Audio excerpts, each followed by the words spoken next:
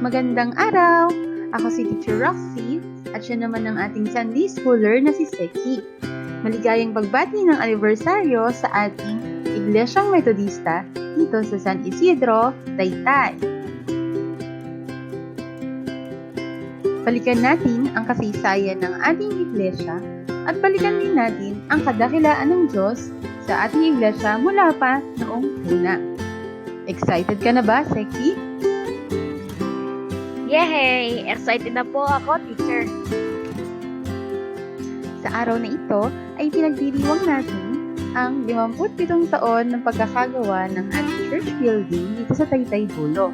Ngunit bago tayo nakarating sa araw na ito, ay madami ding pagsubok ang pinagdaanan ng ating iglesia. Pagsubok po? Problema din po ba ang simbahan? Oo naman, Seki. Parang isang pamilya. Dumadaan din sa pagsubok ang isang church.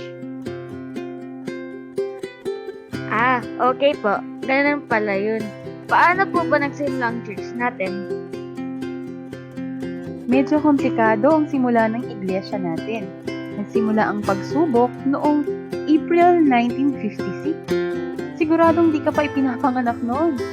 Nagkaroon ng kaguluhan sa kung sino ba ang dapat maging pastor ng church natin. Bakit po? Kailangan na kasing palitan yung dating pastor. Kaso, ayaw pumayag ng ibang members. Kaya nung dumating yung bagong papalit na pastor, naging magulo.